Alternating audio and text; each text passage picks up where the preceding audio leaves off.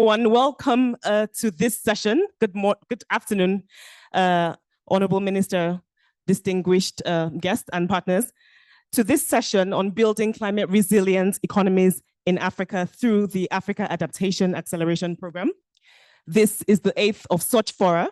My name is Amanda Archibong-Dukure, and I'm the Senior Partnerships Manager for Africa at the Global Center on Adaptation. And it's a delight to be here at the NAP Expo in Lusaka today. So at GCA, our mission is clear: climate-proofing development against the devastating impacts of climate change. And we do this through 3 core approaches: knowledge acceleration, advocacy, programs, and action. GCA and the African Development Bank launched the Africa Adaptation Acceleration Program. I know it's quite a handful of an acronym, but we call it the AAAP, as a response to calls by African leaders to address Africa's climate resilience needs in different sectors. And I won't go into detail about the program, which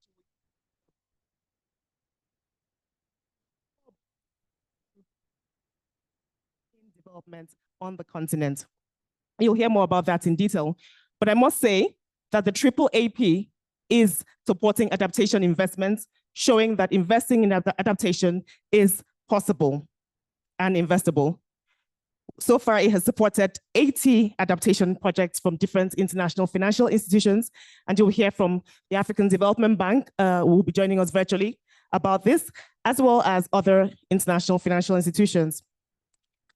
Since its inception, the AAAP has been run through regular consultations such as this with policy, government, different stakeholders, the young people, to ensure that it is actually meeting the needs of the African continent. And so being here at the NAP Expo is brilliant because we want to ensure that as we're advancing the 3rd rounds of NDCs and national adaptation plans, the AAAP can support in adaptation investments. And so as countries and stakeholders are gathering here at the NAP Expo, we hope to see collaboration, partnerships. We hope to see how we can continue to support these efforts. The AAAP is going through, it's at a critical juncture, going to the next phase, the Africa Adaptation Acceleration Program 2.0, the 2nd phase. And so this is a critical moment to be able to ensure that all commitments, all suggestions, and advancements can be incorporated into the 2nd phase of the program. So I must say that the AAAP is also doing this through a locally led adaptation lens. And you will hear from our key stakeholders, the youth, a core component of the program, but also hearing from communities and ensuring that their locally led actions are incorporated into the climate resilience building objective of the AAAP. So without further ado, our goal here is really to ensure that as we move forward to COP30, we go forward with an African United Front for adaptation being on the agenda.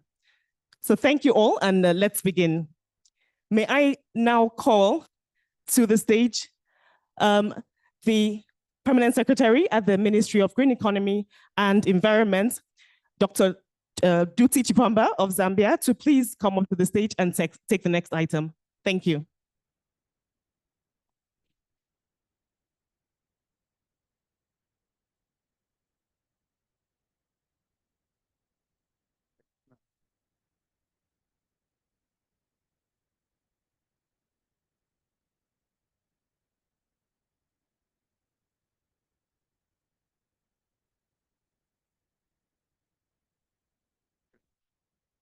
Good afternoon, everyone. Yeah, good afternoon, everyone. Yeah, thank you. That's better. So I'm representing the Honorable Minister of Green Economy and Environment, Honorable Mike Elton Posha. And we have in our midst Minister for Agriculture, Honorable Muto MP. So I'll just make some few remarks and call upon him to give us his remarks. So in making these remarks, I think in the video, I saw very clearly that for Africa, it's about speed and scale. So for me, I hope that this session will speak to those 2 words, speed and scale. So how can this session help us to unlock that speed and that scale. So at this point in time, I would like to introduce the Honorable Minister of Agriculture, Honorable Ruben Mutolo, MP, who's going to speak about the Zambia Growth Opportunities Project, ZAMGROW in short, which is being facilitated by AAAP. Honorable Minister, sir.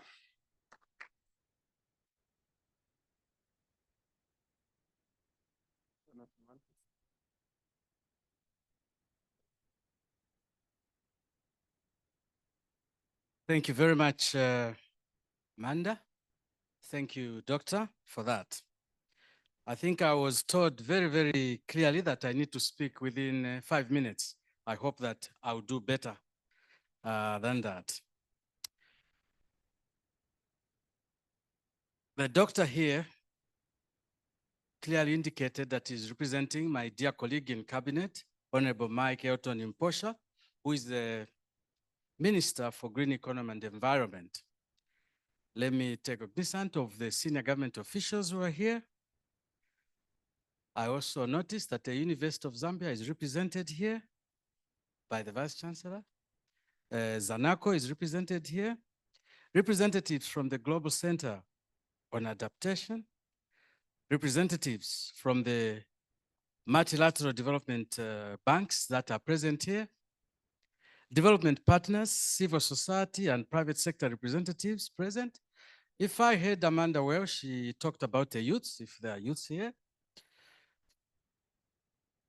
Members of the press, distinguished guests, ladies and gentlemen. It's always an honor indeed, like it is today, that I have to deliver remarks before this esteemed grouping on the issue of the Africa Adaptation and Acceleration Program, Partnership Forum, with the theme, Building Resilient Economies Through the Africa Adaptation Acceleration Program, as indicated AAAP. I hope I'll catch that also. Ladies and gentlemen, it is no longer a secret that climate change is one of the defining global challenges of our times, and Africa remains disproportionately affected despite being the least contributor to the global greenhouse gas emissions. Climate change is already exerting profound effects on key sectors of our economies, consequently threatening national food security, livelihoods, infrastructure, and long-term economic stability. The agricultural sector is one of the sectors that continues to be adversely affected with climate change. And in Zambia, the agricultural sector was not spared from the extreme weather events experienced, especially in the 2023-2024 farming season, when we lost probably half of what had been planted. Distinguished delegates, climate adaptation is no longer optional. It is essential. It's actually an imperative for safeguarding development gains and building resilience. I am extremely pleased to note that as a country, we are making strides to seize the available opportunities aimed at building resilient economies.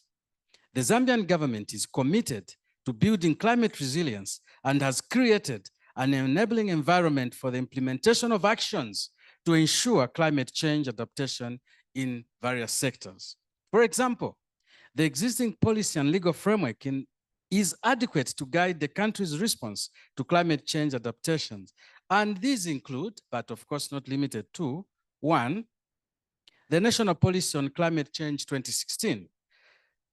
It is aimed at providing a framework for coordinating the implementation of climate change projects, programs, and related actions towards the attainment of Zambia's Vision 2030.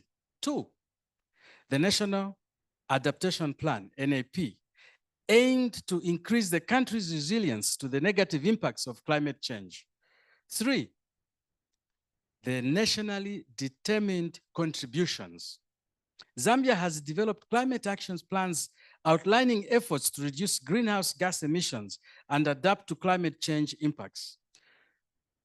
with the goal of limiting global temperature rise as required under Article 6 of the Paris Agreement and at enabling international cooperation to tackle climate change and unlock financial support for developing countries. 4, National Green Growth Strategy, aimed at transforming the country into a low carbon, resource efficient, and climate resilient economy by 2030. And 5, the Green Economy and Climate Change Act 2024, aimed to provide for, among others, climate change adaptation and disaster risk reduction and mitigation. Additionally, government has adopted and is implementing strategies that promote agroecology and climate-smart agricultural practices to strengthen resilience, reduce emissions, and enhance food security. Therefore, it is in its efforts to mitigate climate-induced disasters and promote sustainable agriculture, government has put in place the following measures to mitigate climate-induced disasters and indeed promote sustainable agriculture. 1, National Crop Diversification Strategy 2014 to 2028. The strategy envisaged to strengthen agricultural production of various crop varieties for enhanced diversity in crop and nutritional benefits, as well as resilience to climate shocks. Essentially, let me give an example of our FISIP, the Farmer Input Support Program. All along, it used to give fertilizers and maize seed. But what we have done now is that we have enhanced the number of the seeds that we give to about 8. So we have maize, rice, sorghum, cowpeas, sunflower, groundnuts, soya beans, and actual beans. So we have put a couple of them, not only for the sake of nutritional purposes, but also to ensure that when we have got these, climate-induced changes in weather, some of the crops can actually grow.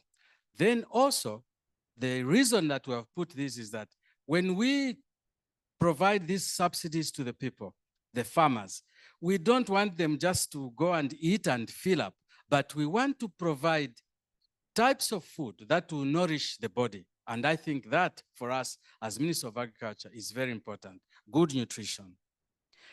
The second one, the first one was the National Crop Diversification Strategy. The second one is the Comprehensive Agriculture Transformation Support Program, what we call CATSIP. The CATSIP guides public and private sector investments in agriculture, focusing on value chains, infrastructure, and productivity.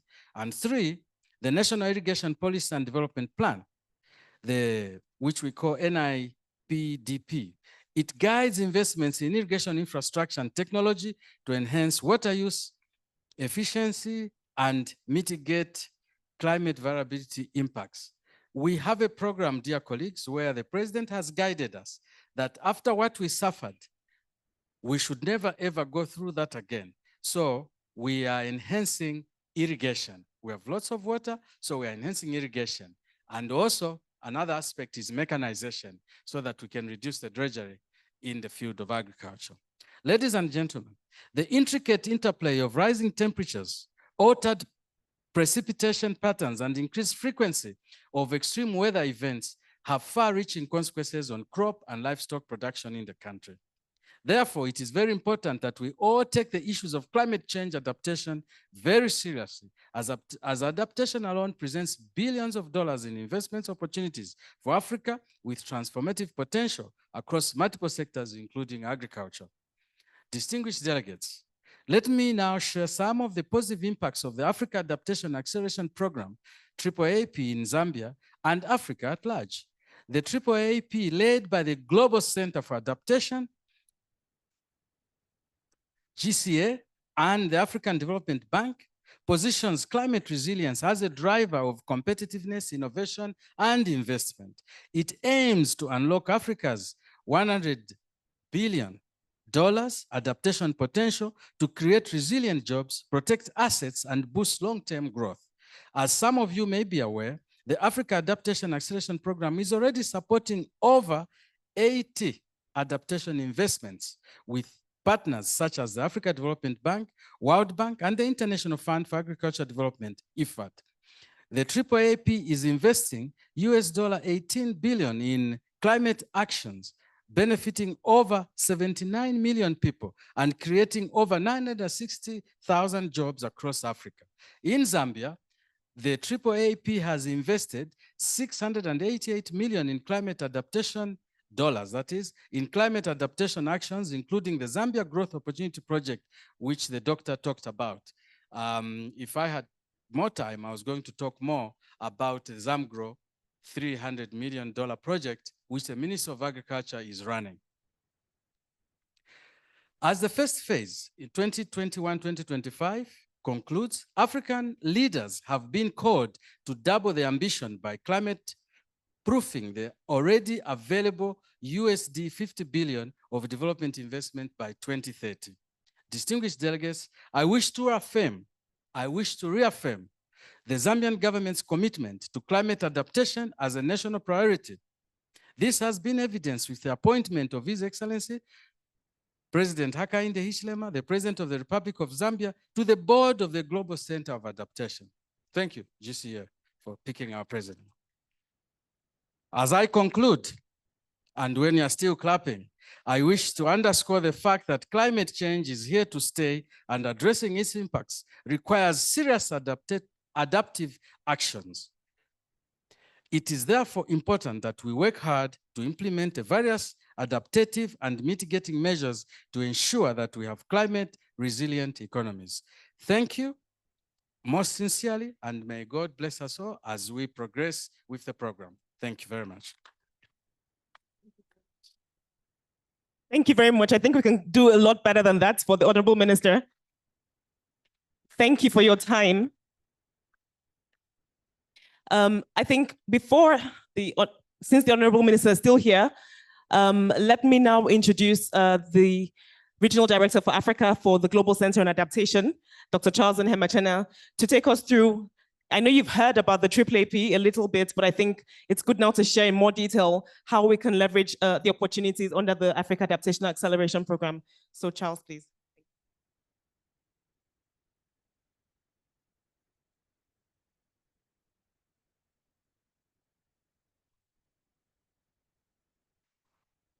Good afternoon. Good afternoon. Thank you. Honorable Minister, we really appreciate your presence this afternoon, and all the Republic of Government of Zambia, government officials, the PS, and all the representatives from government. We really appreciate your presence, and all stakeholders that have come this afternoon for our 8th AAAP Partnership Forum. As my colleague Amanda has indicated, I'm just going to briefly indicate to you more a snapshot of the Global Center on Adaptation, the history, the operational model, because we have realized it's very important for us to actually tell our stakeholders how we operate, how we work with the different stakeholders that we operate with.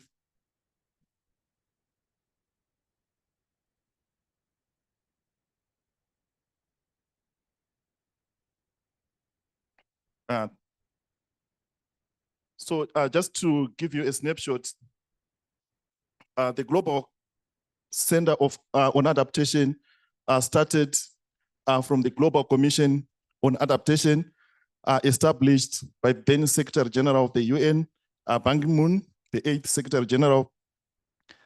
I think after the 2015 Paris Agreement, there was a clear case for ambitious investments in adaptation.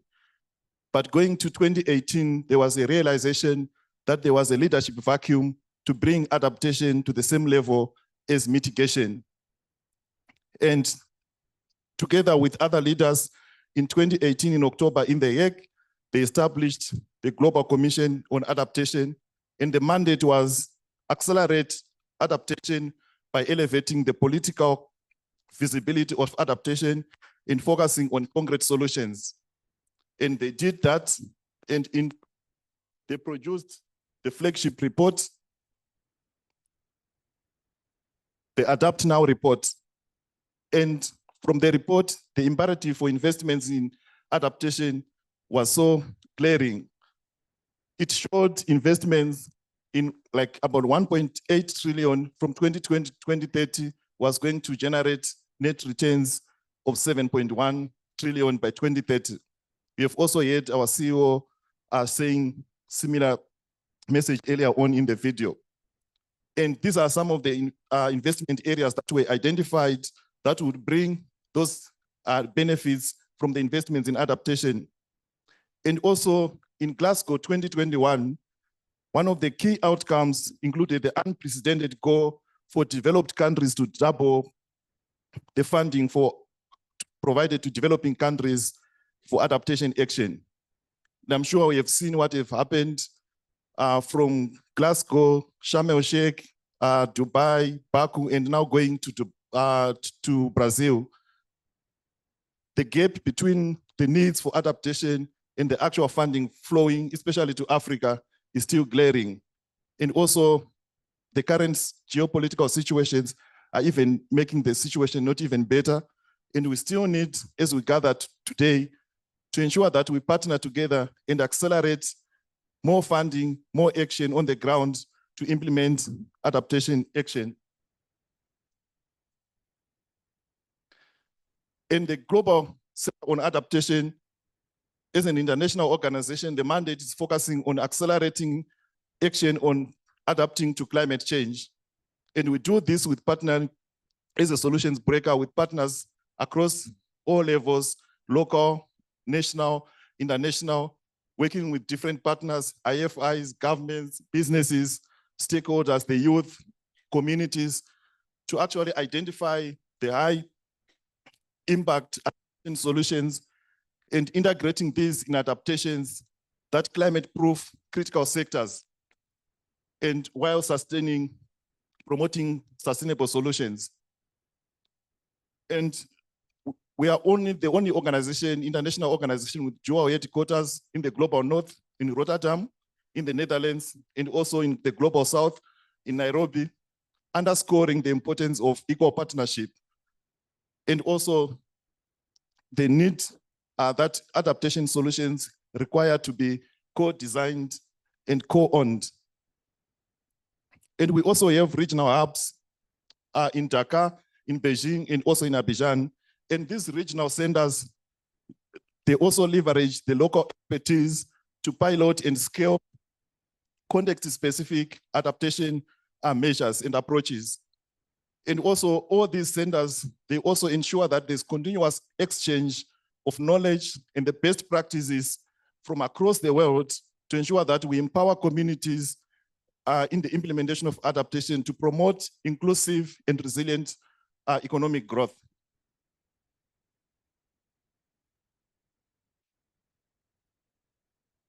In terms of focus areas, we have 6 thematic focus areas that we are focusing on, and we're going to hear briefly in the next section how we have been operating in some of these.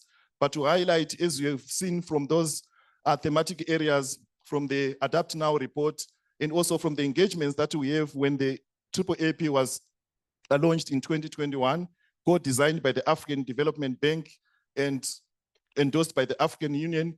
These were the critical areas that were identified to bring the highest returns in terms of investments on adaptation. And this includes food security. I'm sure you all know the need for food security across the continent, and infrastructure and nature-based solutions. More than 60% of infrastructure needs are still to be implemented in Africa. And it's actually smart economics to ensure that before we implement this infrastructure investment, we embed and mainstream adaptation and resilience option in their design. The same applies to urban and water, the challenges that we face in climate change and the need for locally led adaptation. Through this area of work, we have our adaptation plans that we are embedding in local economic development plans, and we have cases in Nairobi, in other countries, in Liberia, and also in Dhaka in Bangladesh, that we have demonstrated that people have always adapted. They have local knowledge that we can actually leverage to ensure that our local economic development can grow based on local adaptation plans or our people adaptation plans, youth education and adaptation jobs. The issues of unemployment remains a challenge. Young population across the continent, and the young people are leaders for today. They are going to say it themselves, and they have solutions, innovative ideas to actually contribute to resilience and the local economic development within their economies and across the continent. Then adaptation finance remains a challenge, as I indicated earlier on, and we identified this area of work as critical to ensure that we accelerate action on adaptation. And as Amanda already indicated, these are the core 3 areas of work: knowledge, working with partners across the world to ensure that we have cutting edge knowledge on adaptation, and we use that to promote the agenda setting and advocacy work that we do, and also the programs that we do, and also many other stakeholders make use of this knowledge, both that we produce internally and also working with different partners. And we have our flagship program, the State and Trends in Adaptation report that we produce annually. My colleague Salam is going to say something about what we are doing for this year in this area. And also in terms of leadership, as you can see, very strong in advocacy. We have global leaders on the advisory board and also supervisory board of the GCA, as you can see. And as the minister has just indicated, we are very grateful that His Excellency just recently joined the GCA board, as you can see. He's now part of other global leaders that will help contribute to shape the adaptation agenda for GCA and other partners that we work with. And also just to indicate, these are some of the flagship reports that we have produced over the years. We are also available on our website. You are free to also visit our website to get this. So every year we focus on a topical issue on adaptation. The previous one was on the 6 countries, and then before it was on climate finance. And I think this year it's on security. And these are some of the partners that we partner with internationally to develop some of these knowledge products. I think before I close, just to highlight our operating model with the international finance institutions. So mainly we work with MDBs, international finance institutions. We started with the African Development Bank, mainstreaming adaptation in their investments. And once we have demonstrated the concept with them and shown the results from those investments that we had supported, other MDBs have come on board. We have the World Bank here today that are also going to show how we have also worked with them, because other MDBs have also come on board. We have the World Bank, Islamic Development Bank, IEB, IFAD, and others that have come on board because we have able to demonstrate that actually the upstream financing support that we have been providing to mainstream adaptation in investments before they are implemented is actually making economic sense in helping scale implementation of adaptation on the ground. And we also work with, for example, in partnership with the Global Green Climate Fund to support countries to enable them to access global climate finance, helping them develop proposal and concept notes, and also scaling domestic private sector participation. We have realized there's potential for private sector investments in adaptation. And today we have Sanako here. They are also going to be presenting. And over the past few years, we have been working, for example, in Tanzania with the CRDB, and the same applies in Nairobi, where we are working to help them stress test their investments and also help them identify adaptation markets for their adaptation investments within their portfolios, so that they realize the importance and potential that is there in investing in adaptation within their markets that they are operating. And this year also we launched the GCA Global Business Adaptation Forum with the World Economic Forum in Davos to also ensure that we support more private sector investments. And we're also supporting financial system policy reform. We're working mainly with the IFM, supporting their sustainability and resilience facility to ensure that we help investments in adaptation. So this is just some of the targets that we have for the core areas of work that we have. I will not dwell on that. And also just to highlight that how we measure for the upstream financing facility that GCA is managing, we can measure the results in terms of what we are putting in and the results that we are getting. But for the downstream investments that our IFI partners are going to be implementing with the countries, we rely on their monitoring systems to ensure that maybe 3-4 years down the line from now, since we have supported them and the projects have been approved and they're now been implemented, they will now give us the results. For example, under food security, we want to see under the ZAMGRO, what are actually the results that we are seeing on the ground through the support that we provided. And for each project that we support, through their monitoring and evaluation system, we have adaptation indicators that we'll be able to track to actually see the results as we go through the implementation of the project. And lastly, just a highlight of a snapshot of the results. So far to date, we have supported over 80 investment projects that have been approved by the respective boards of the different IFIs that we have worked with a value of over 18 billion. And these projects cut across more than 40 countries across the continent and will be impacting more than 180 million people and generating more than 1 million jobs. So to date, that is the snapshot of the results that we have. And in Southern Africa, in terms of share of this, I think in terms of investments that we have supported, they're about 2.5 billion. And GCA investments in those is almost 5 million euro that we have invested in projects across the region. And I think Zambia is a fair share, as the Honorable Minister has already indicated some of the work that we have supported in the country.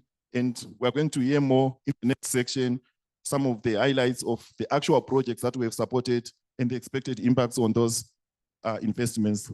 Thank you.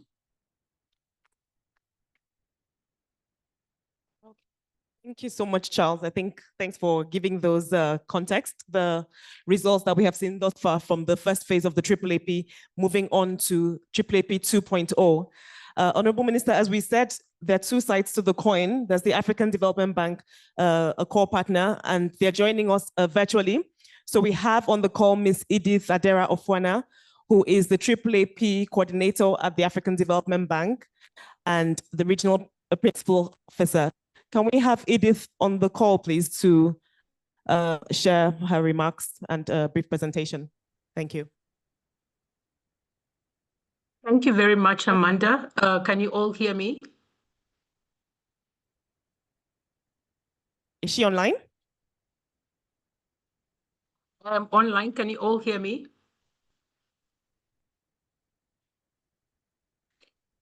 Good afternoon, everyone. Can you hear me? Oh, signal to know if she's online. Okay, great, fantastic. Edith is there. Please, Edith. Okay. Good afternoon. Can you hear me?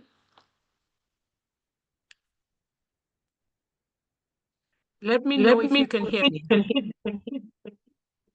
We can hear you. We can hear you. We can hear the sound. Okay, good. Thank you very much. Good afternoon, everyone, honorable ministers, distinguished guests, colleagues, and partners. It's my pleasure to join you on behalf of the African Development Bank at this important forum, which is the 8th Africa Adaptation Acceleration Program for Southern Africa. We fondly call the program the AAAP.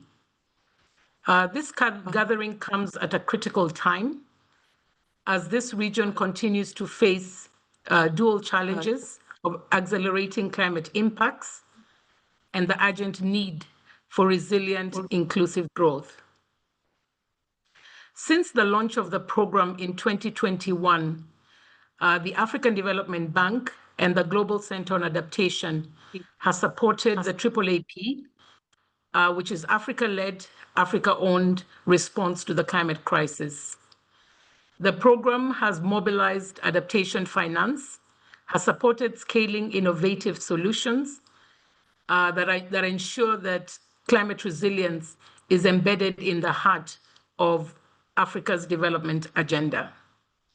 Across the continent, AAAP has so far mobilized over 12.36 billion. We've catalyzed and supported 90 investment projects across 42 African countries, and we've reached close to 60 million people across the continent. In Southern Africa, in particular, AAAP's footprint is both deep and transformative. The minister spoke about the project in Zambia. We've also supported a flagship program like the PDAC Zambezi program, which spans several countries: Angola, Botswana, Malawi, Mozambique, Namibia, Tanzania, Zambia, and Zimbabwe. We are integrating disaster risk reduction, flood mitigation, and early warning systems, which are reaching 17.6 million households and strengthening water resource management across transboundary basins. Our Songo Matambo transmission line in Mozambique is climate-proofing critical power infrastructure, improving energy reliability, and laying the groundwork for renewable integration while creating new jobs and economic opportunities. In Eswatini, for example, the Mkondo Gwamvuma Water Augmentation Program is securing irrigation and water supply infrastructure, ensuring both livelihoods and economic growth in climate-stressed environment. We are also supporting youth across the continent. We have supported 41 youth enterprises in 20 African countries, including 3 youth enterprises in Zambia. As we know, youth are not just victims of climate change, but they are also very innovative. And so we have seen youth across the continent making a difference in the climate adaptation space. Distinguished ladies and gentlemen, these are not isolated achievements. They are part of a broader, integrated approach that AAAP brings to Southern Africa, combining resilient infrastructure, climate-smart agriculture, and youth-led entrepreneurship. From supporting 950,000 farmers in Zambia and Mozambique with natural resource management, to scaling solarized and energy-efficient systems for water and food security. AAAP is helping to turn vulnerability into opportunity. Today's forum is about building on this progress. It is about sharing lessons, scaling what works, and strengthening partnerships so that our collective impact reaches farther and faster. We have the expertise, the partnerships, and the momentum. What remains is to sustain and expand our efforts to ensure that Southern Africa is not just adapting to climate change, but is thriving in spite of it. As was mentioned before, the AAAP has been running over the last 5 years. We are currently at the final phase, final stage of the current phase. We are currently doing external evaluation of the program, and we'll reflect on this evaluation, which we hope will inform similar interventions across the continent. On behalf of the African Development Bank, I'd like to thank you for your commitment and look forward to fruitful discussions that will help shape the climate resilience journey in Southern Africa. Thank you very much for your kind attention. Thank you very much, Edith. Please, a round of applause for her. Can we fix the echo, please? Okay. So before the Honorable Minister takes his leave, can we just take a photo, and then we can continue with the technical bits of the forum. So may I please invite the Honorable Minister, the PS, a VC, Charles, to the stage so that we can do the photo. Please photograph us help.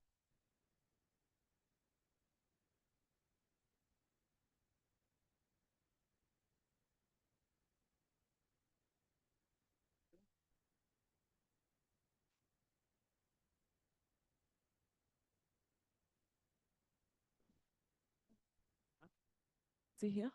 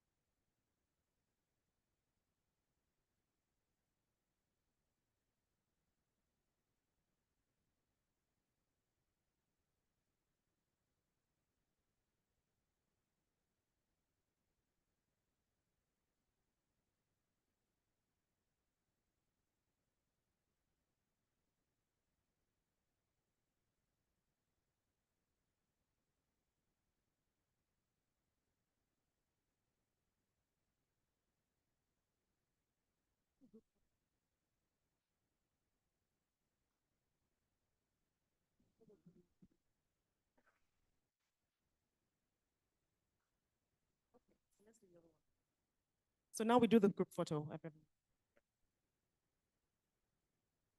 Please direct us at as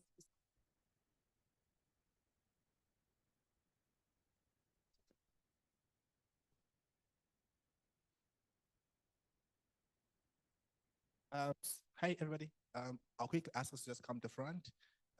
1 second, quickly, then we'll be done. Thank you. Yeah, we can have others just go up where the honorable minister is. Yeah, others down. Yeah, the shorter ones down here, the taller ones can join the honorable minister. Yeah, let's see how we can use this space. Thank you.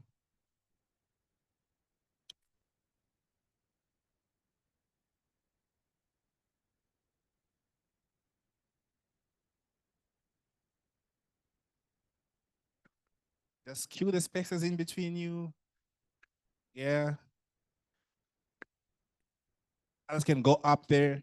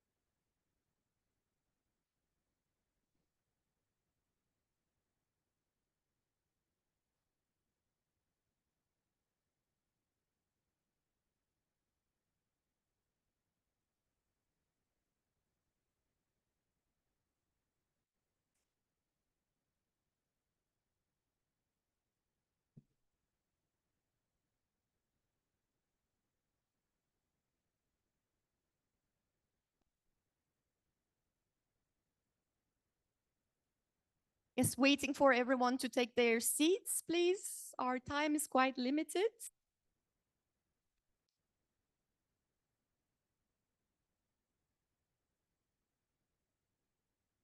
So I would like to re-welcome you to our session, our highly esteemed government representatives, Vice Chancellor of University of Zambia, dear participants. I'm Gültü Çaltan. I'm the Knowledge Partnerships Manager of the Global Center on Adaptation. So we've been talking about what Global Center on Adaptation has been doing.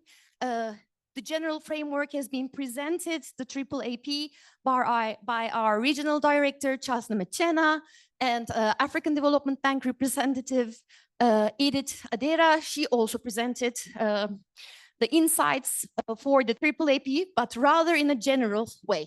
But we would like to today also introduce you with the insights, what we are doing on the field, what are the practical insights of the AAAP. So in this session, we are going to do deep dives. For this, we selected a couple of sectors and projects. So the Honorable Minister already talked about the ZamGrow project in the field of agriculture and food. So we're going to continue with infrastructure. So here in Zambia, Global Center on Adaptation, in collaboration with the World Bank, has been working on a project called Transport Corridors for Economic Resilience, aka the Tracer Project. So my colleagues, Maria Jose Vasquez and Dixon Nulo, are going to be presenting the details of this project. What was the role of GCA and how did it contribute to the policy making? Afterwards, we are going to go to Madagascar, one of the nations that is most vulnerable to climate change. There, GCA is working with the IMF and the World Bank under the Resilience and Sustainability Framework, the RSF. So to support the National Climate Finance Mobilization Strategy and Action. Here we have Mr. Todisoa Manankasina, the head of Carbon Fund and External Financing Unit from the Ministry of Environment, the Republic of Madagascar. So he will be detailing this work, which we're wondering very much about. And last, and of course not the least, we are going to be focusing on a piece of analytical work that we have been working on for a while at the GCA, not to only support climate adaptation, but also development and future-proofing the continent, the resilience index. So what are the limitations as against resilience? And how can we address these? What are our strengths that we need to hold on to accelerate resilience building? So my colleague, Selamowit Wubet, the head of global diplomacy from the GCA, will be introducing you the resilience index. So without further ado, I would like to invite all the presenters to the podium. And while they are taking their places, I have a very small note for you, rather than ask. I would like to kindly ask you to keep your questions till the end of the session to the Q&A section for the sake of time, so that we can introduce you with as much content as possible. I know there will be exciting, interesting content that will be presented and you will have questions. So I'm kindly asking for your patience. Thank you very much. Without further ado, the Tracer Project, Maria Jose and Dixon.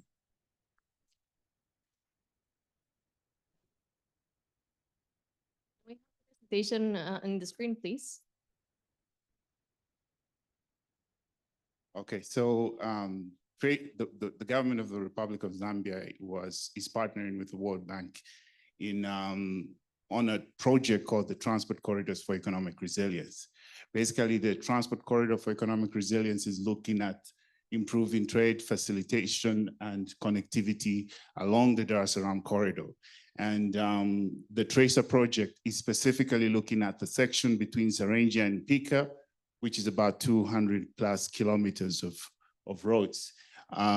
So the World Bank has been partnering with GCA in introducing adaptation measures that would climate-proof this road. So I'm waiting for the presentation to start. Oh, okay, great. So generally, in essence, so okay, maybe let's wait for the presentation slides to come up, and then now I'll say a little bit more about what Tracer is doing and how Tracer is working together with GCA.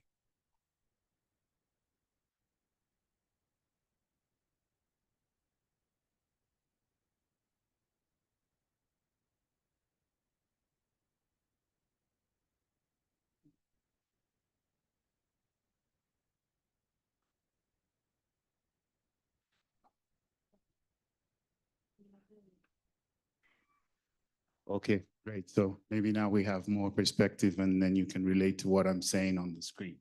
So GCA support, the World Bank has been working with GCA on the Tracer project in ensuring that the corridor is, of course, climate proofed and certain adaptation measures are introduced.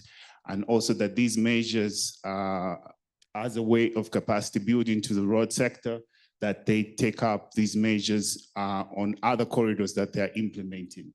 And part of the work that GCA was doing here is looking at the climate risks along the corridor and the disruptions, especially to women and children, as you can see from some of the maps that are indicated there. And also GCA, through the technical assistance that was provided, made proposals on various adaptation measures that would be taken up. And also, in addition to that, GCA is also looking at introducing a masterclass or to support adaptation measures. And clearly, even as we have heard from everyone else, the effects of climate change are increasing intensity. And as you can see from the way, when GCA was looking at the section between Serenja and Pika, the climate risks were intensifying from 1 in 25 now to 1 in 3 to 5 years. And mostly the corridor that we were looking at, which is the Serenja to Mpika corridor, the biggest risk here, which was identified, was the high temperature intensity and also the measures that the technical assistance proposed to climate-proof that, which I'll say a little bit more later on. And also the other measures relate to the benefits in terms of resilience to vulnerable groups, women and children, looking at, if you look at on your right-hand side, if you look at the mapping that was done, you can see the routes that are clearly used mostly by women and girls. And clearly you can see there is measures, of course, that can be done to ensure that those routes are prioritized in case of climate effects and the disruptions that they cause. Next slide. So the areas that we're looking at, really, we're looking at trade connectivity. The Dar es Salaam corridor is a very important corridor there. Part of the work that is being done under Tracer is also the improvement of the Nakonde, the update of the development, of the Nakonde one-stop border post. We all know how important this corridor is to Zambia in terms of import and exports. And the more reason why the Zambian government highlighted this as a priority project for them. And we, through and together with GCA, can clearly see that the extreme heat that was identified through the detailed technical assessment study that was done and the adaptation measures that were proposed to address that. So the technical assistant did provide for various adaptation measures that would address the climate risks which were identified on this road. And in terms of food security, clearly road disruptions as a result of climate effects could severely impact the economy. And without adaptation, in specific reference to Serenja and Pika, would cost about $10.1 million by the year 2050. And the technical assistant did identify specific resilient measures that would help in addressing this. And then, of course, the technical assistance, like I said, was targeting vulnerable populations through climate smart designs, ensuring that the most vulnerable identified groups, such as women and girls, and the specific areas where they live along this corridor, the measures that could be taken to ensure that they are safeguarded. I think that is all for me for now.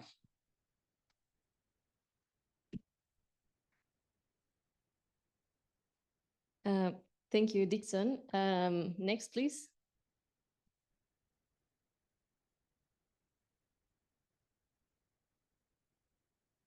All right, so building on the cases from the Tracy project, what GCA intends to do, or the goal of GCA, is to provide the technical assistance to embed the adaptation resilience into large-scale investment projects.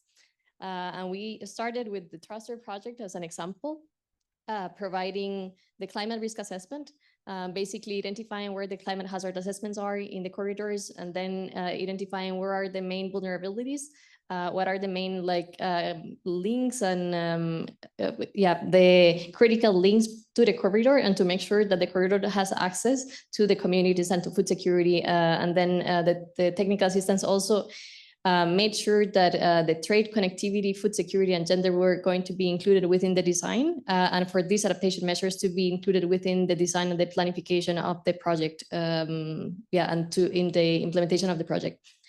After the climate risk assessment, it was analyzed the different climate scenarios based on the different climate scenarios, with the pessimistic approaches, and the ones are like more or less pessimistic.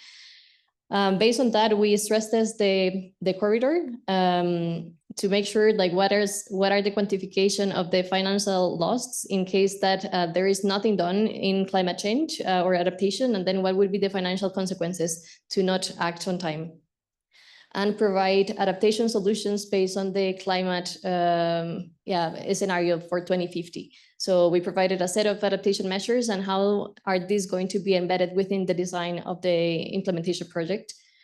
And based on that, so the rationale is about, how do we embed the adaptation within the design, and where are the adaptation guidelines? So based on the project, we provided a set of guidelines that would be included within the design, as well as capacity building, so that the Minister of Transport can also include this, but then have the capacity building for including this within the design as well. Next, please.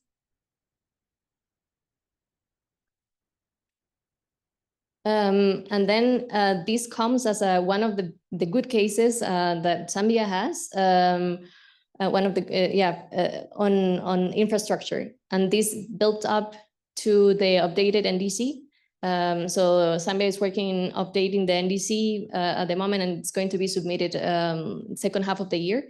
And how are these going to be taken into account? So we took the climate scenarios that we are basing on the study, and then how is this going to be extrapolated to different parts of the towns, and where are the main hazards and the main hotspots? So what is the evidence?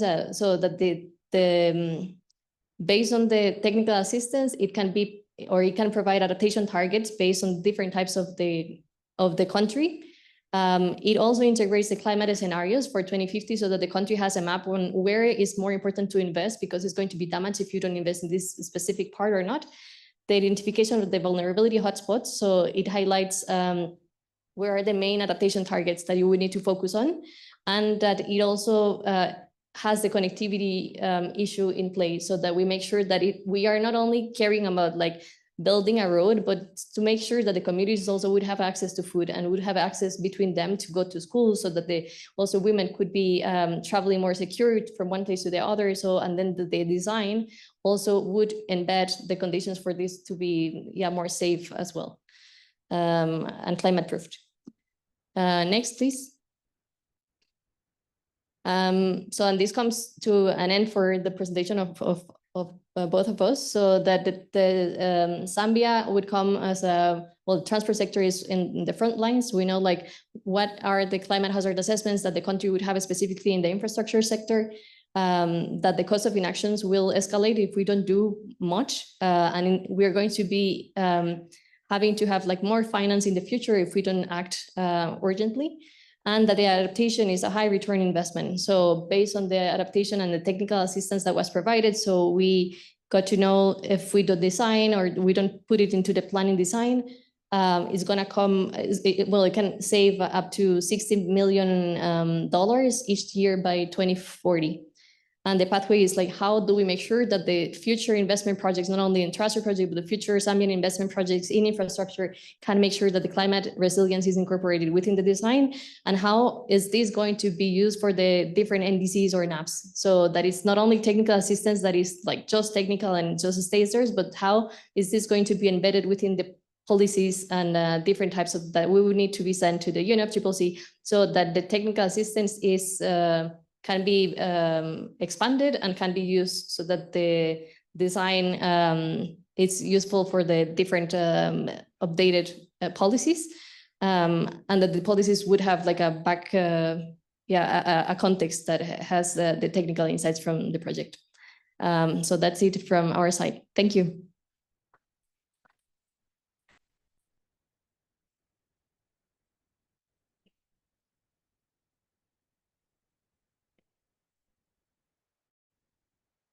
Get the other person, please.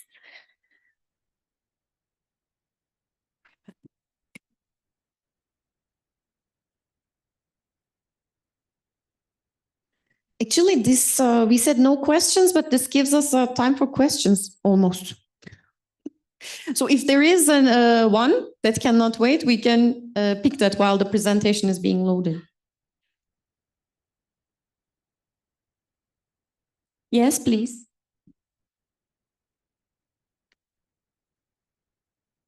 Yeah, thank you very much. My name is Maziko Piri. I'm the country director for AGRA in Zambia.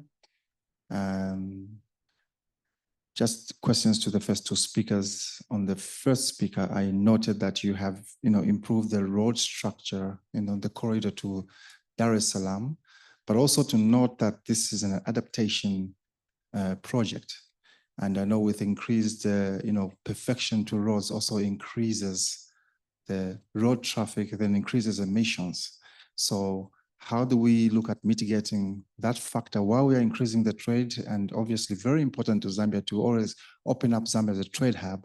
We also have to look at the mitigation around the emissions. Perhaps as an example, you may have looked at the trees that are there to equalize, or I'm not too sure. Now to the second speaker as well, you talked about taking a vulnerability assessment. I know AGRA will soon be undertaking a countrywide vulnerability mapping. So I just wanted to also, try to tap into what you have done and see whether you've done it countrywide. And if not, we can also make our, investigations available to you for future investments or additionality on analysis to see how you can also help your process. Thank you. Thank you very much. This was more comments than a question, but this also shows us the importance of these events that we are having and getting together in person, because now after this presentation or the session, you can get together and discuss and feed each other's work. Thank you very much for your contribution. So let's continue, please, with Madagascar. Yes. Thank you very much for the floor. So I would like to sincerely thank the GCI and the AAAP for this available opportunity, which allows delegates to gain deeper understanding of AAAP works. I would like also to acknowledge the GCI and AAAP for their strategic contribution to climate finance and adaptation in Madagascar. So for that, allow me to share with you an overview of AAAP intervention in Madagascar. The GCA supports the effective development and implementation of climate finance strategies. This includes assisting countries in assessing and mobilizing climate finance from various sources, facilitating project preparation and ensuring alignment with climate adaptation goals. As part of the policy reform measure under the resilience and sustainability sustainable facility by the IMF, the government of Madagascar, with the support of UNICEF, the World Bank, and the GCI, will develop by October 2025 a national climate finance strategy. The national climate finance strategy will support the resilience and sustainable facility implementation, and the AAAP is supporting the adaptation component of the RSF for Madagascar.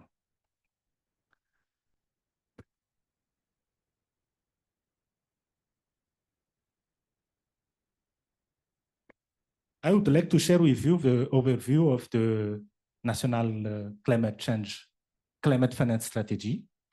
So the strategy will be enacted of an interministerial decree on the mobilization of climate financing. It will prioritize key investment areas, including the national framework document, as well as NDC and NAP, and will include a projected budget. Option for innovative and blended financial mechanism, as well as an implementation schedules.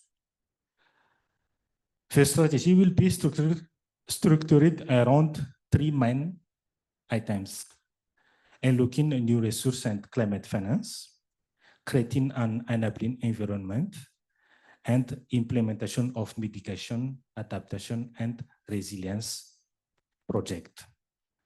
So the main outcomes of this resilience and sustainable facility is to develop of a strategic document, as well as the legal framework decree.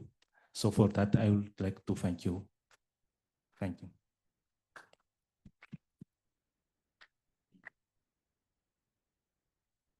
Yes, thank you very much. The other presentation, please, on the resilience index, finally, that you have been putting that presentation all along. It looks like the room was already eager for the resilience economy presentation, so we'll have it now. But in the meantime, as we wait for the tech team to arrange this, just to give you a heads up, this is something we're currently still working on. So after this meeting, I'll also be more than happy if you have any feedback. And the main purpose, thank you very much. The main purpose as to why we're working on the Resilient Index is to show where countries are on adaptation and what type of finance flows are there and how not actually effectively working on adaptation can impact the economy. So we're looking at, can I have the next slide? So we're going to be looking at policy readiness, making sure how the economy responds to the changing climate, and looking at financial flows and if they respond to the needs of the countries. And the main purpose for this is to show that all the actions that we take on climate change should be based on research, and it should not be just a matter of momentum, but to actually show the link and how it impacts the economies of countries. For the start, this year, we're only looking at the 55 African countries, but the idea is going forward, we'll make sure to make this tool to be used for the global index. And one of the main rationale we have as to why we're doing it this year is, I'm sure from the meetings that you've been having throughout the year, the political landscape on adaptation is changing. And we want to provide the narrative that it's not optional to invest in adaptation. It's not optional to invest in climate change, but rather it's a matter of urgency. And that's one of the main rationale as to why we're working on this tool.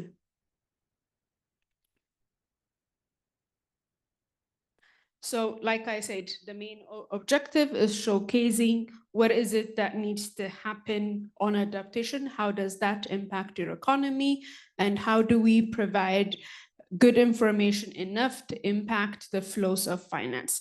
And the target audience we have speaks to both governments and any actors that work on climate change.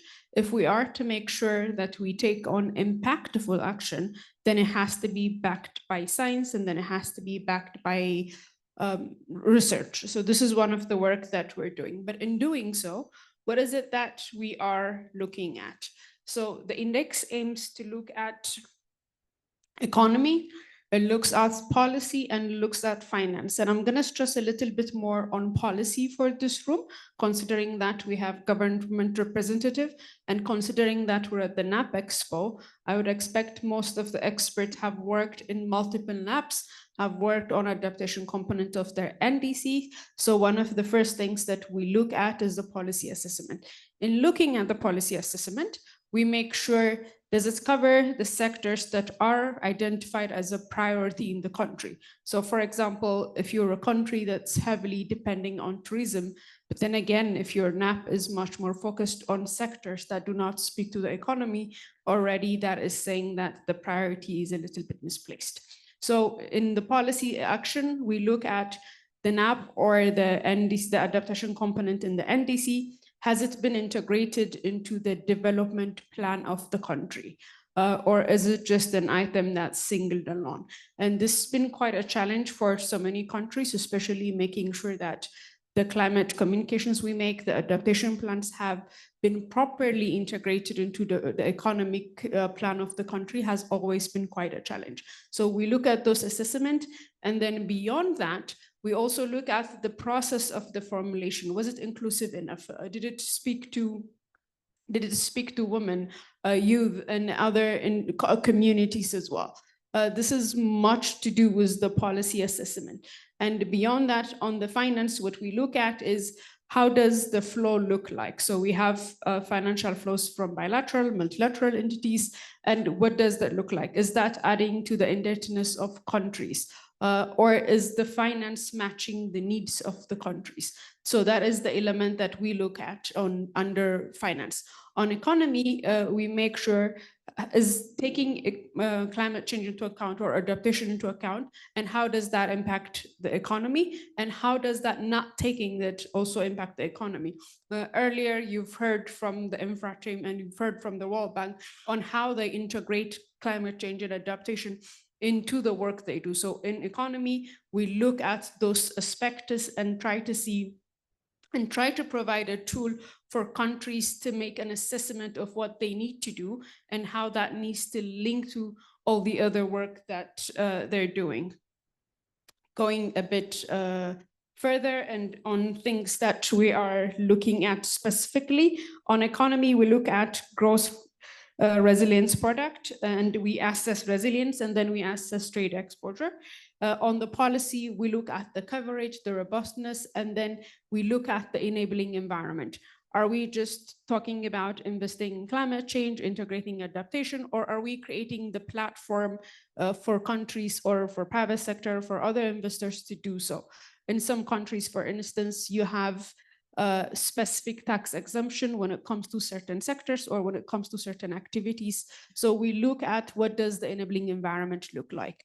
The other thing that we're looking at, the third pillar, in looking at the finance score, we look at volume, adequacy, and then the risk. But what I want to highlight is from what I'm describing, it might look like we're just scoring countries. That is not what we're doing. The exercise is to look at what does the landscape look like? What is it that countries are doing?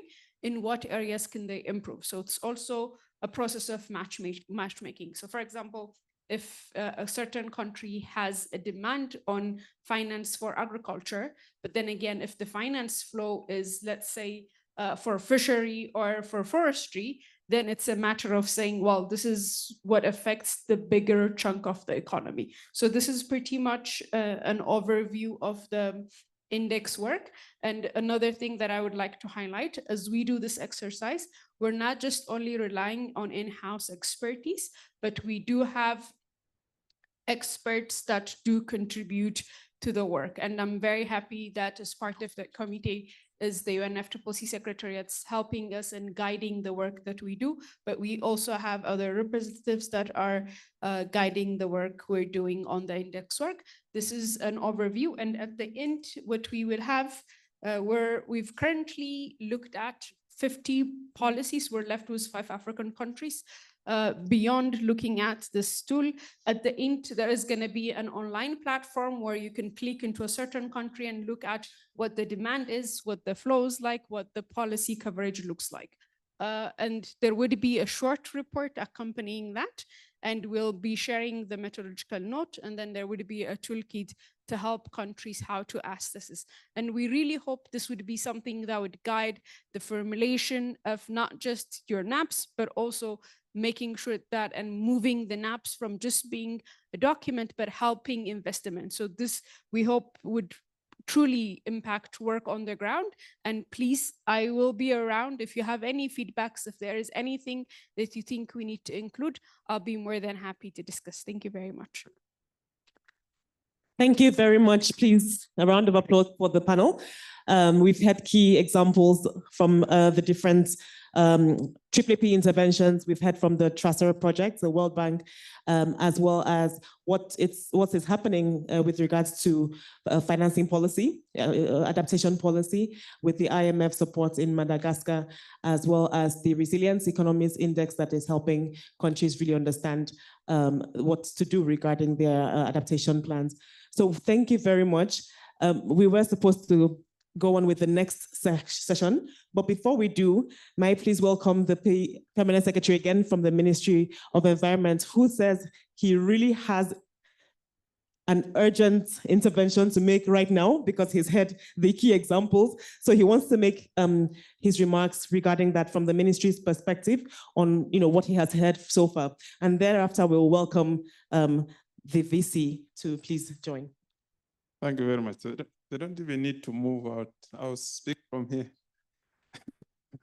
I'd really have loved to stay on to the very end, but I have to run away for something. So I think listening to the discussions, Madagascar, you have a financial strategy, which is a good thing. We are doing resilience indices. I think we are still struggling with a global goal on adaptation. And one of the key sticking issues there was the indices, how to measure. Yeah. But the point really is that I think Global Center for Adaptation, you have a very big job to do, and we are looking up to you. If you look at the Adaptation Gap Analysis Report for 2024, it puts the financing gap at between 187 and $359 billion per annum. That's the gap. Even the so-called Glasgow Climate Pact can only reduce this gap by 5%, which means it doesn't make any much difference. Then we went to Sharm el-Sheikh, we went to Dubai, we went to Baku. We are just talking. In Baku, we have a pledge of $300 billion against a realistic and scientifically calculated target of $1.3 trillion. We are going to Brazil. All of us are aware of the geopolitics that are happening. So from where I stand, I don't see this adaptation financing coming from this COP process. And this is where now we have to look up to you, Global Center for Adaptation. And thankfully, you have brought the financiers, the bankers on board. For me, if we are looking for practical solutions, I think for now we can only hope in these interventions, in these processes.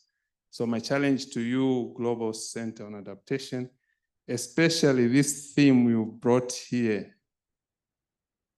Africa Adaptation Acceleration Program. So the two words I got from your video, it is speed and scale. But remember scale, we need money. So I think, see how you really look around for all possible financiers to come on board, because for you local banks, for example, Zanaco, I'm aware you are already doing a number of products around climate adaptation, around climate resilience. I think for me, that's the way to go. Even as we waste our time in those conference halls, drinking tea, shouting at each other, and at the end of the day, we really don't get anything. So these are not closing remarks because you're continuing, but I just thought I could bring it up. I like your indices. Can those help us to make sense of the global goal on adaptation? Because one of the things that we are arguing about there are the indices to actually measure so that we are able to tell the progress that we are making. I wish you all the very best and see you later. Thank you so much. Thank you very much, PS. Sorry, I'm managing two mics here. I think, yes, as the BS is saying goodbye, we'll just carry on with the next session, please. Vice Chancellor, please join us on stage. Mr. Ephraim, has he left us? Okay, he's coming back, okay. Zanako, please join us on stage, as well as the Youth Inclusive Movement. Please join us on stage.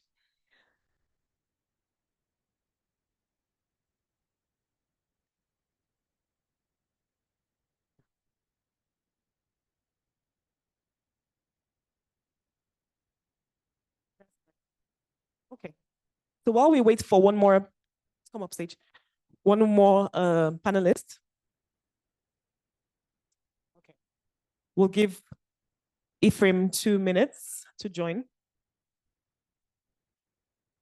So this session is really about, we have heard, the different examples, what is happening on the AAAP, and, we've heard what could happen. This session really is about, hearing from different stakeholders, key partners, on how we can help to move the investments gap in adaptation. So I will welcome the Vice Chancellor of the University of Zambia to please give his remarks, because he wanted to deliver remarks from the podium as opposed to panel style. So please join the podium and give your remarks regarding how can academia help build capacity on adaptation.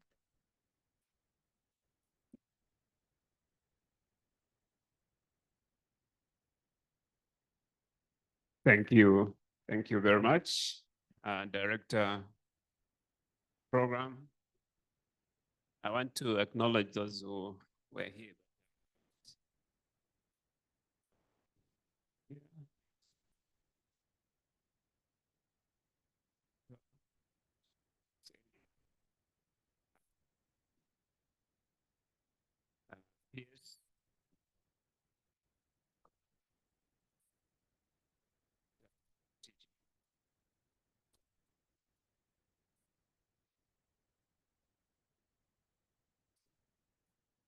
Officials present, and your excellencies, distinguished representatives of the Global Center on Adaptation and the African Development Bank, the African Union, and esteemed delegates.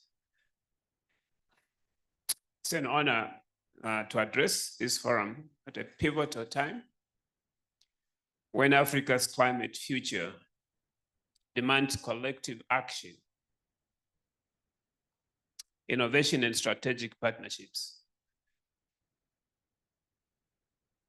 I thank the Global Center on Adaptation and the African Development Bank for organizing this gathering and inviting the University of Zambia to make a contribution to the dialogue.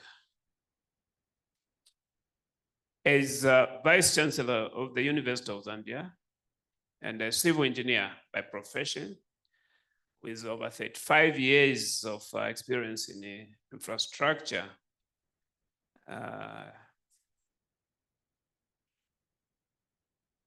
development and risk management, I understand the agency of climate adaptation. My professional journey has been dedicated to teaching and building resilient, cost-effective, and sustainable infrastructure. The mandate of the Global Center on Adaptation and the AAAP aligns deeply with my work and values. Distinguished audience, Zambia and Southern Africa face severe climate challenges,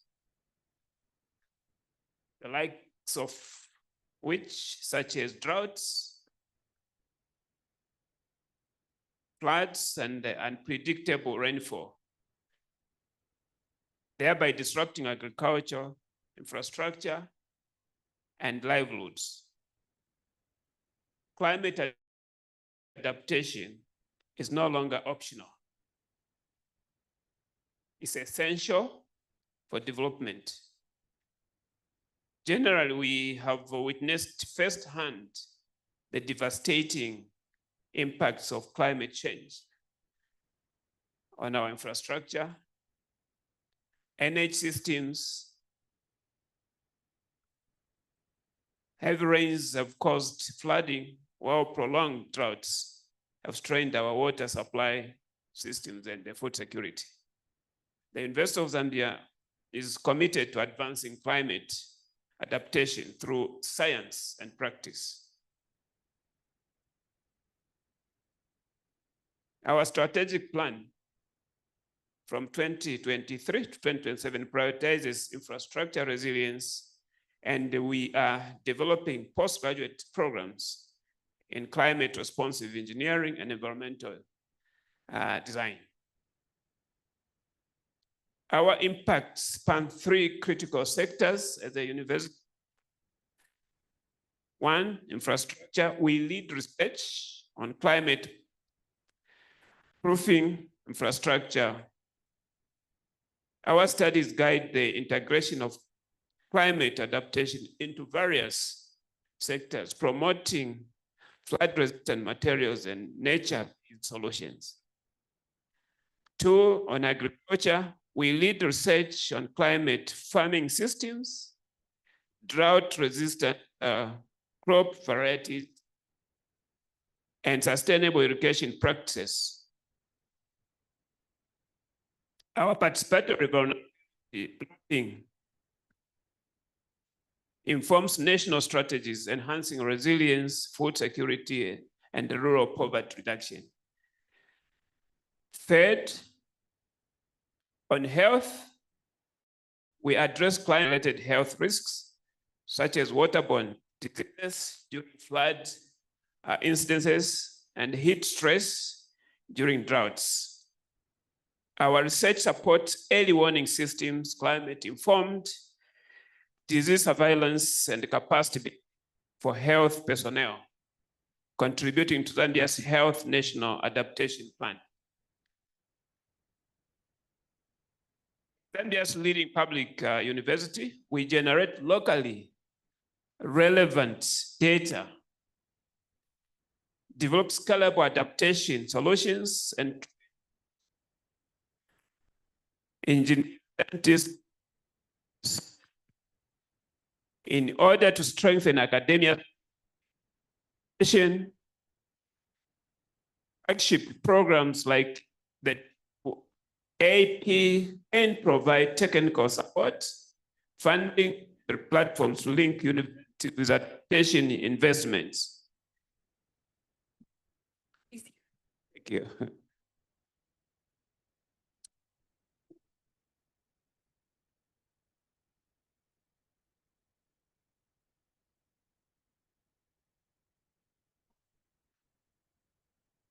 So now I want to repeat this. In order to strengthen academia's role in climate adaptation, flagship programs like AAAP can provide technical support, funding and platforms to link universities with adaptation investments, scaling university industry partnerships, and connecting African institutions to global networks.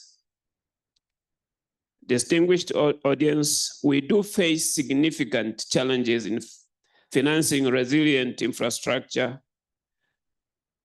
I call for a strategic partnership between the University of Zambia, the Global Center on Adaptation, the African Development Bank, and AAAP partners, focusing on the following 3 areas. Technical collaboration, firstly. We need to jointly develop research on infrastructure resilience, climate-proofed building technologies, and climate finance. We need your expertise and resources to help us design and implement climate-resilient infrastructure across the country. 2, infrastructure financing. We need to mobilize support for climate-resilient teaching facilities, green energy systems, and flood-resilient infrastructure as a demonstration site for what is possible. Thirdly, we need to establish a center of excellence. We need to establish a regional center for climate-focused research and training in climate-smart infrastructure strategies. This center will not only save our university and the country, but also provide a hub for regional collaboration and innovation. Adaptation is an opportunity to save lives, safeguard investments, and foster sustainable growth, as others have already acknowledged in their presentations. For every dollar invested in resilient infrastructure, the return can be tenfold in avoided damage and economic productivity. Distinguished audience, Africa is ready. We have the vision, talent, and momentum. Let us move from vulnerability to value through commitment, capital, and collaboration. In conclusion, the University of Zambia is dedicated to contributing to Zambia and Africa's adaptation agenda. We stand ready to work with governments, government partners, and technical agents to build empowering, resilient infrastructure. Let us turn plans into projects, risks into resilience, and intentions into impact. I thank you.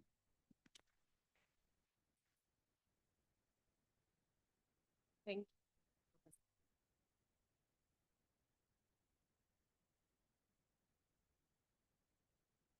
The professor says he unfortunately has to take his leave now, but we thank you very much for those specific areas of collaboration that you shared, including the Regional Center of Excellence on Climate Adaptation. And we look forward to seeing how we can work with you with that regard, as well as how the university can continue to build capacity with regards to adaptation in Zambia. So thank you so much. Okay. Thank you. So I think let's carry on with maybe I'll take the stage now since the VC is left. But we have with us key speakers. And it's a privilege to introduce the next speaker representing the CEO of Zanaco, Madam Chinda Chime Katongo, who is the executive head of Client Solutions. And earlier on, when the PS was remarking, he was saying we need to find alternative sources. We need to see how adaptation investments can come beyond the climate diplomatic processes to other opportunities. And of course, in Africa, when we talk of the private sector, we know what we talk about. But now to hear from the bank specifically, we were just going to understand what role can a regional financial institution like Zanaco play in driving better investments for adaptation action, and how should global institutions like the GCA support in getting this in the national policies? Because now we're talking about national adaptation plans. How can we support that the enabling environment is created for these ideas? Thank you. Thank you, and good afternoon, everyone. So I think for us as Zanaco, there's quite a bit that we're doing in the climate space, in the adaptation space as well, particularly when it comes to access to finance. But I think what's important to note is the power of partnerships, because Zanaco alone cannot do this.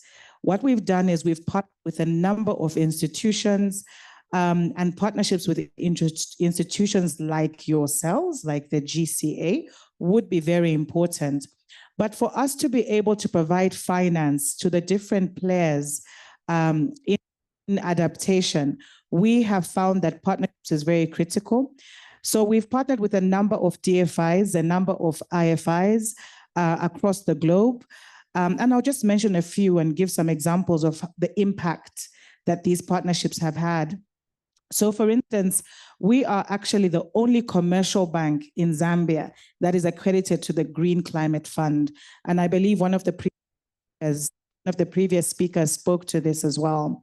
So with that partnership, we're able to onward lend up to about $50 million per project in the climate space, projects that are driving the green economy, whether it's in climate smart agriculture, whether it's in infrastructure, whether it's in energy, we're able to do that.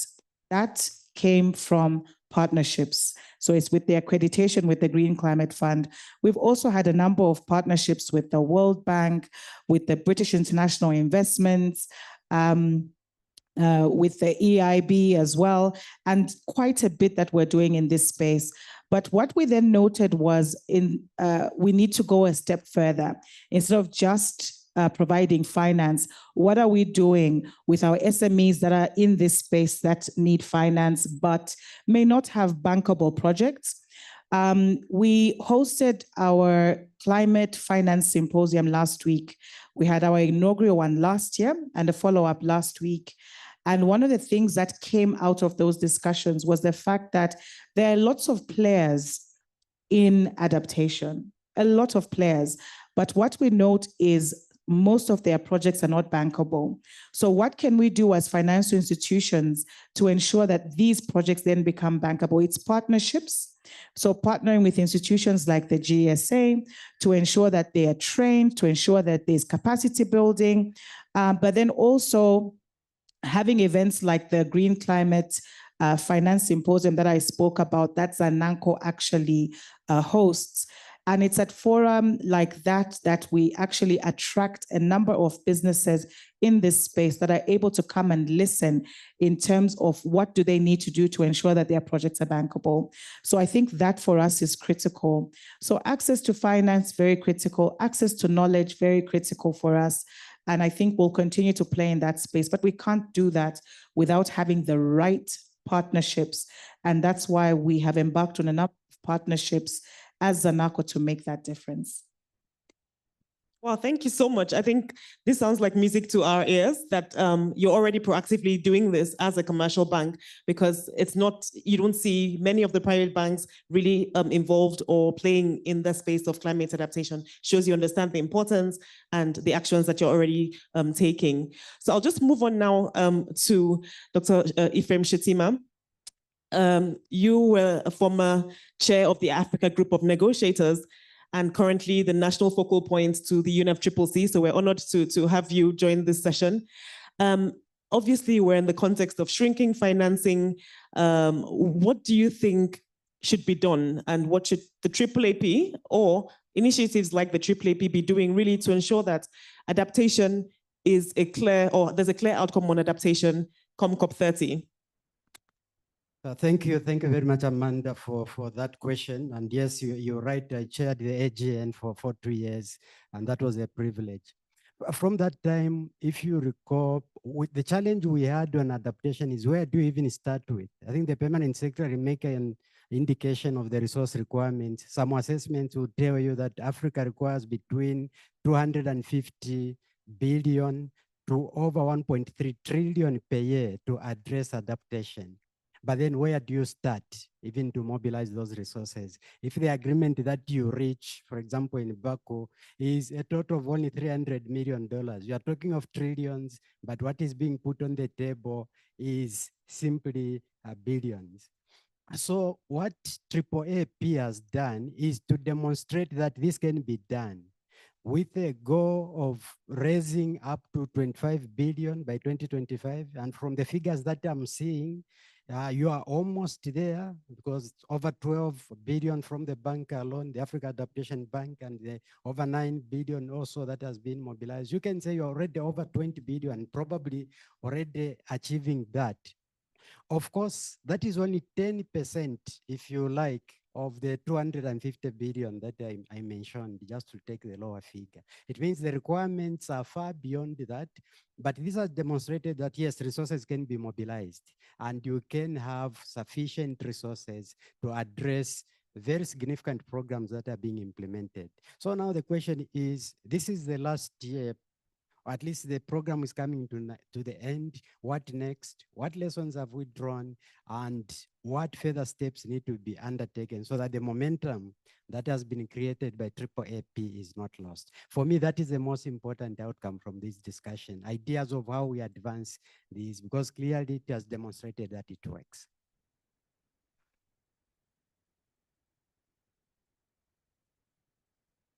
you, Dr. Chitima, for those encouraging remarks. Really, as you've said, it's about the next phase. What can be done to scale even higher, to get closer to the targets, and to close the financing gap. So it's encouraging to hear those words from you. I'll now move on to the youth in our midst. As I mentioned in the beginning of the session, obviously we ensure an inclusive program so that the AAAP is addressing not just what we see as priority, but that the youth who are the bulk of the population on the African continent have a say in shaping these inclusive policies and strategies. So we have with us now Ms. Ruth Nawakwi, who is one of the young people that joined a strong young youth-led session, youth adaptation-led session all of last week. I don't know how many people were there, but she's going to give us the details. And they came up with a clear, strong communique and outcome, which she's going to read for us now. So please, I think you wanted to take the podium. Can we hear what the young people had to say with regards to what we need to be doing? Thank you.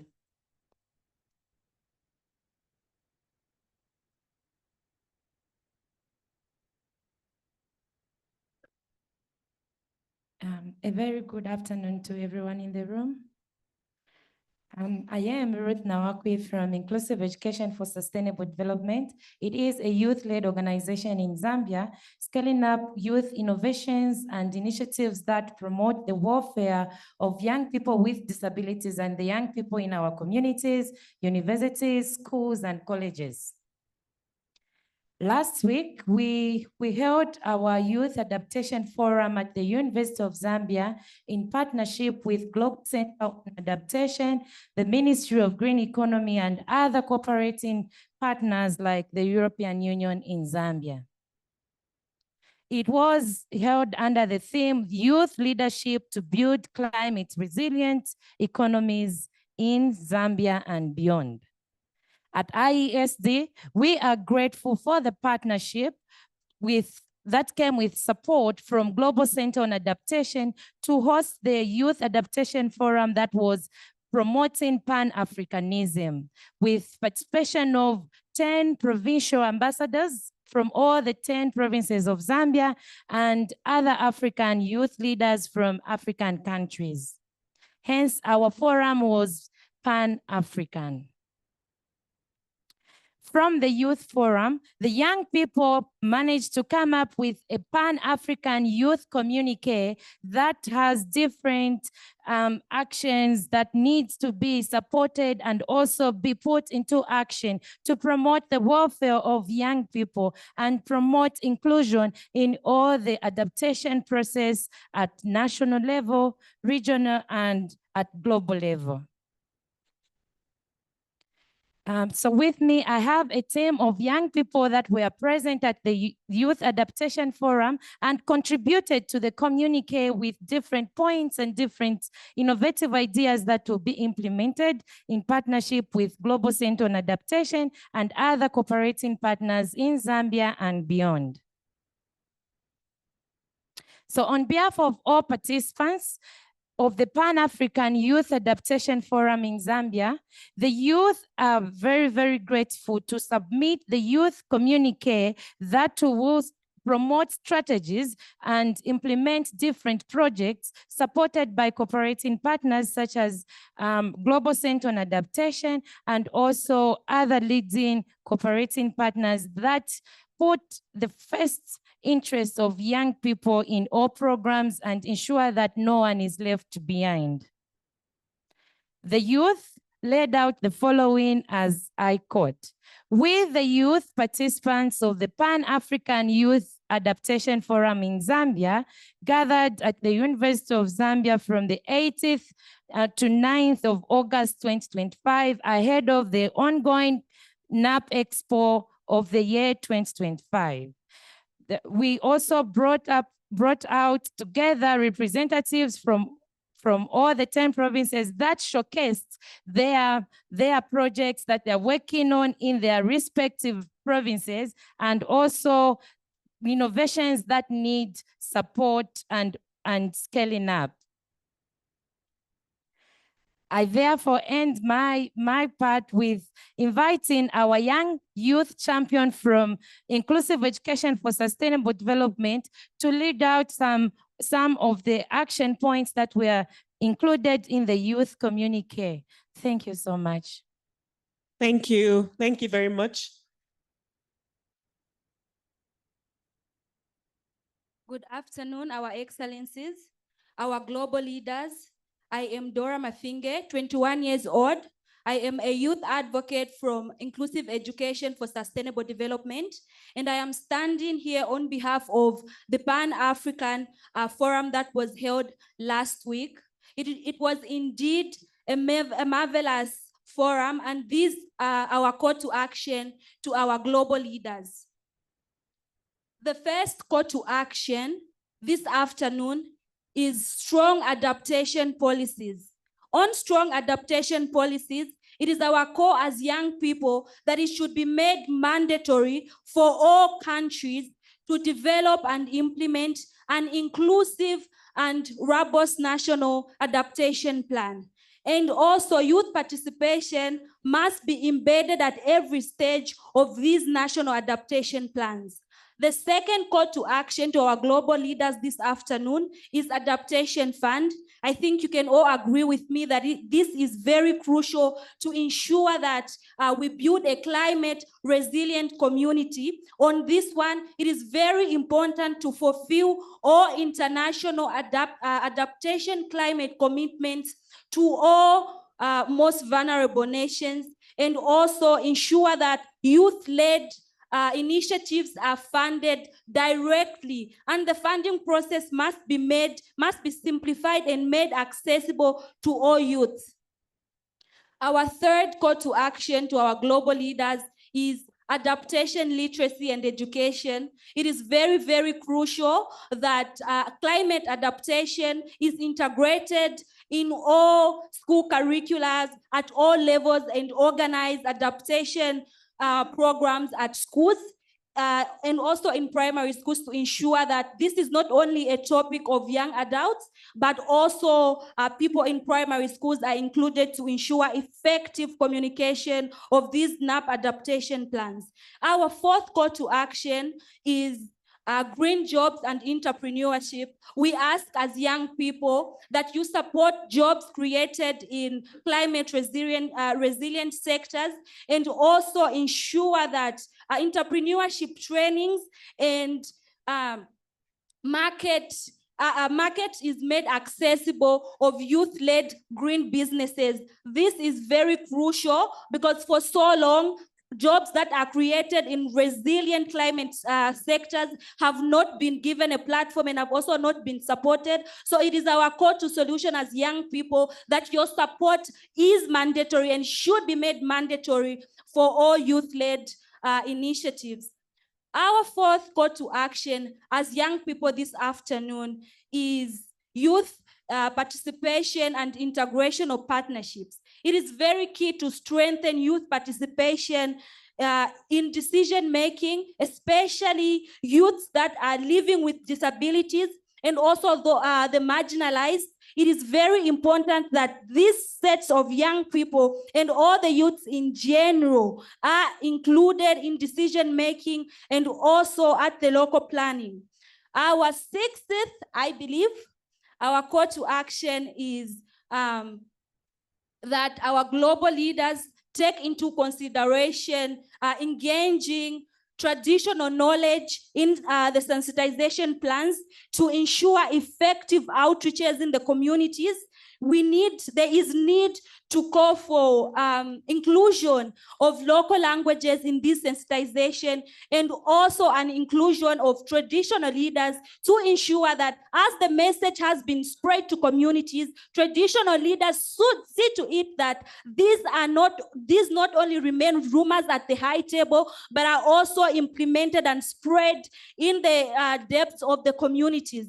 Our last but not least call to action is youth empowerment and international solidarity. It is very important that peer-to-peer learning is encouraged, and also Pan-African engagement is something that should be That should be a discussion. And also, we as young people ask from you, our global leaders, that mentorship should be made a mandate to ensure that young people are not only talking from without, but also from a stage and also a table of knowledge and influence. I am Dora Mafinge again, a 21-year-old youth advocate of the Inclusive Education for Sustainable Development. And these are our core two solutions that were discussed at the just ended Pan-African Adaptation Forum 2025 in Zambia. I thank you. Wow, please, a brilliant round of applause for them. We cannot carry on without these clear recommendations that have been made. And well, most of the leaders that you're referring to unfortunately left, but definitely the outcomes would be put in the report that would go forward so that those actions can be taken. We're running out of time. The next session has to begin. So I must say thank you very much to all stakeholders and partners that have joined us. Thank you so much, Dr. Shitima. Thank you, Ms. Chanda, for joining. I think the key recommendations that I have seen, which I'm not going to summarize, but basically shows that adaptation is investable and that there's so much action and opportunity that we can use, that we can take leverage to take this forward. So thank you very much. And this comes to the end of the session. Thank you.